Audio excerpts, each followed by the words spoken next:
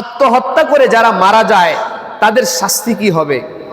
হাদিসের কিতাবের নাম সহিহুল বুখারী, সহিহ বুখারীর 5778 নম্বর হাদিস। আল্লাহর নবী মুহাম্মদুর রাসূলুল্লাহ সাল্লাল্লাহু আলাইহি ওয়াসাল্লাম ডাক দিয়া বলে, ও আমার উম্মতেরা, ও আমার উম্মতের পুরুষেরা, মহিলারা, কান লাগায় শোনো।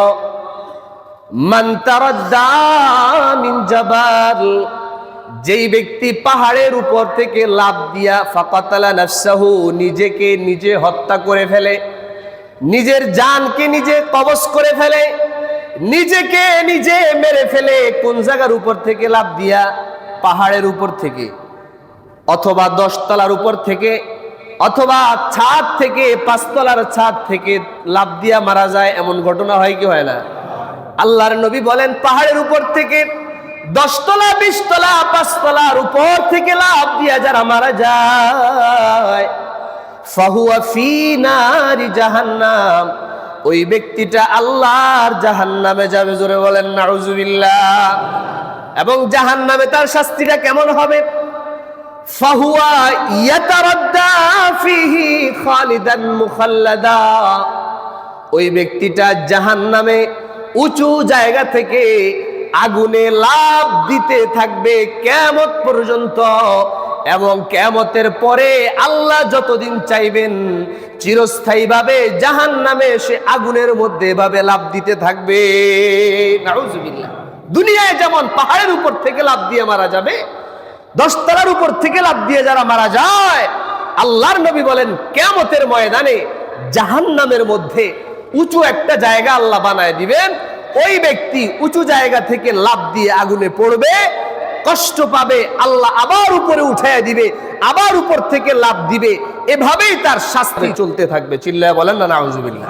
আর যেই ব্যক্তি বিষ পান করবে, বিষের বোতল নিয়ে বিষ পান করে সুইসাইড করবে, মারা যায়, আল্লাহর নবী বলেন কিয়ামতের ময়দানে আল্লাহ রাব্বুল আলামিন ওই মারা যাওয়ার সাথে সাথে তাকে জাহান্নামের মধ্যে পাঠিয়ে দিবেন। বলেন নাউজুবিল্লাহ। ফাকাতালা নাফসাহু ফাসুমুহু ফি ইয়াদিহি, জাহান্নামের মধ্যে তার শাস্তিটা কেমন হবে? আল্লাহ রাব্বুল আলামিন তার হাতের মধ্যে জাহান্নামে একটা বিষের বোতল ধরায় দিবে। ওই বিষের বোতলটা তার হাতের মধ্যে থাকবে। ইয়াতাহাসসাহু ফি নারি জাহান্নাম, সে জাহান্নামের আগুনের মধ্যে জ্বলতে থাকবে, আর ওই বিষের বোতল থেকে চিরস্থায়ীভাবে বিষ পান করতে থাকবে। বলেন নাউজুবিল্লাহ। আপনাদের কাছে আমার প্রশ্ন, বিষ পান করলে শরীরের মধ্যে স্থিরতা থাকে না অস্থিরতা শুরু হয়ে যায়? শরীরের মধ্যে ব্যথা শুরু হয়ে যায়, যন্ত্রণা শুরু হয়ে যায়, এত কষ্ট হয়, এত কষ্ট হয়।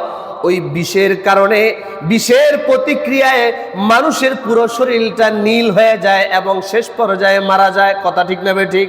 তো যেই ব্যক্তি দুনিয়ার মধ্যে বিষ পান করার মাধ্যমে আত্মহত্যা করবে, আল্লাহ কিয়ামতের ময়দানে তাকে জাহান্নামে দিবেন এবং জাহান্নামের মধ্যে তার হাতে বিষের বোতল থাকবে। বিষ পান করবে, বিষের প্রতিক্রিয়ায় মারা যাবে, আবার আল্লাহ তাকে জীবিত করবেন, আবার বিষ পান করবে, আবার মারা যাবে। এভাবে আল্লাহ জাহান্নামে তাকে শাস্তি দিতেই থাকবেন। জোরে বলেন নাউজুবিল্লাহ। ওয়া মান কাতালা নাফসাহু বিহাদিদা, আর যেই ব্যক্তি নিজেকে কোনো লোহার মাধ্যমে হত্যা করবে, বন্দুক মাথার মধ্যে ঠেকায়া মারা যায়, এমন ঘটনা ঘটে কিনা?